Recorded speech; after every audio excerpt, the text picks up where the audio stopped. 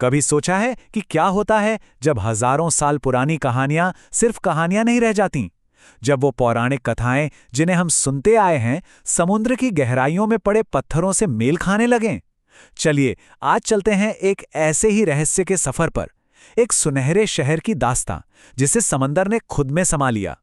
तो ये कहानी शुरू होती है बहुत पुरानी नहीं बल्कि हमारे ही समय में। साल था 1983, जब पुरातत्वविदों यानी आर्कियोलॉजिस्ट की एक टीम अरब सागर की गहराइयों में उतरी और उन्हें वहां कुछ ऐसा मिला जिसने इतिहास के बड़े बड़े जानकारों को भी हैरान कर दिया। तो सवाल उठता है, मिला क्या था आखिर वहां? ऐसा क्या था कि इस खोज की खबर देते हुए एक अनुभवी आर्कियोलॉजिस्ट के हाथ से फोन तक छूट गया? क्या थे वो राज जो समंदर की गहराइयों में दफन थे? जरा सोचिए, समंदर की सतह से 130 फीट नीचे, जहां चारों तरफ बस गहरा खामोश पानी है, वहां उन्हें कोई एक दो टूटे फूटे खंडर नहीं मिले। नहीं, जो मिला वो किसी की भी उम्मीद से कई ज्यादा बड़ा था। वो एक पूरा शहर था। जी हां, एक पूरा का पूरा बसाया हुआ वेल प्लान्ड शहर। एक ऐसा शहर जो सदियों से वहां लहरों के नीचे मौजूद था, अपनी पूरी शान के साथ। ये कोई ऐसे ही बिखरे हुए पत्थर नहीं थे, नहीं, पुरातत्वविदों को मिली ऊंची ऊंची दीवारें, शहर में आने जाने के लिए बहुत बड़े बड़े दरवाजे, चौड़ी और सीधी सड़कें और शानदार इमारतें। मतलब ये सब एक बेहद एडवांस्ड सभ्यता की निशानियां थीं। एक ऐसा शहर जिसे बहुत ही सोच समझकर बसाया गया था। तो अब इस आधुनिक खोज को समझने के लिए हमें जरा समय में पीछे जाना होगा, हजारों साल पीछे, एक प्राचीन कथा की ओर, भगवान कृष्ण और उनकी महान नगरी द्वारका की कथा की ओर। ये जो नंबर है ना 17, ये बहुत मायने रखता है। श्रीमद् भागवत पुराण में लिखा है कि मथुरा के राजा कंस को मारने के बाद उसके ससुर जरासंध ने बदला लेने के लिए मथुरा पर 1 या 2 बार नहीं बल्कि पूरे 17 बार हमला किया। अपनी प्रजा को इस रोज रोज की लड़ाई और खून खराबे से बचाने के लिए भगवान कृष्ण ने एक बहुत बड़ा फैसला लिया। उन्होंने मथुरा छोड़कर एक ऐसी जगह जाने का सोचा जो सुरक्षित हो, जहां कोई दुश्मन पहुंच ना सके। और तब जन्म हुआ द्वारका का। कहते हैं कि कृष्ण ने समुद्र देव से भूमि मांगी और उन्होंने 12 योजन जमीन दे दी। इस जमीन पर देवताओं के आर्किटेक्ट विश्वकर्मा ने एक ऐसी नगरी बसाई जिसकी कल्पना भी मुश्किल है। सोने के महल, बड़े बड़े बगीचे, चौड़ी सड़कें, वो धरती पर एक स्वर्ग जैसा था। तो मन में सवाल यही आता है कि अगर ये शहर इतना शानदार था, इतना सुरक्षित था, तो आज ये समुद्र के नीचे क्यों है? इसका जवाब 2 बहुत शक्तिशाली श्रापों में छिपा है। पहला श्राप मिला महाभारत युद्ध के बाद, जब अपने 100 बेटों को खोने के दुख में रानी गांधारी ने कृष्ण को श्राप दिया कि जैसे उनका वंश नष्ट हुआ, ठीक वैसे ही 36 साल बाद यदुवंश भी आपस में लड़कर खत्म हो जाएगा।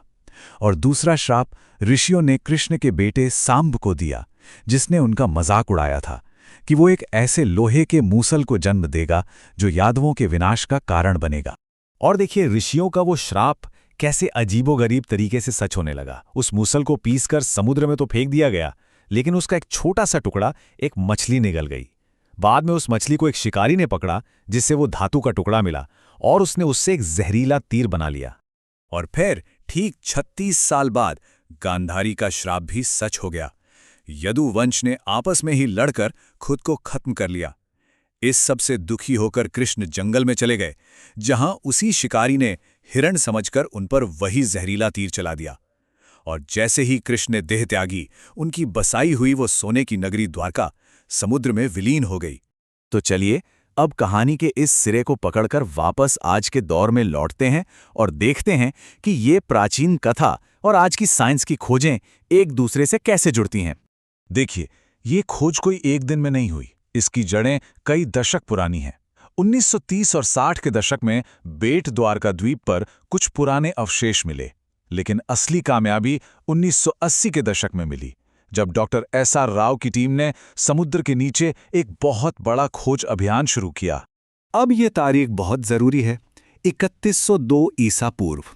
ज्यादातर इतिहासकार मानते हैं कि महाभारत का युद्ध इसी समय के आसपास हुआ था। और अब असली बात सुनिए, जब आर्कियोलॉजिस्ट्स ने समुद्र में मिले उस शहर के पत्थरों की कार्बन डेटिंग की तो वो किस समय के निकले? बिल्कुल उसी दौर के। जरा इस पर नजर डालिए कि कैसे पौराणिक कथा और असलियत एक दूसरे से मिलती हैं। ये समानताएं सच में हैरान करने वाली हैं। सिर्फ समय ही नहीं, बल्कि जब पुरातत्वविदों ने उस डूबे हुए शहर का एरिया मापा तो वो लगभग 153.6 वर्ग किलोमीटर निकला, ठीक उतना ही जितना भागवत पुराण में बताए गए 12 योजन का होता है। अब ये सिर्फ एक संयोग तो नहीं हो सकता। तो इन सब खोजों का, इस पूरी कहानी का आज के जमाने में क्या मतलब है?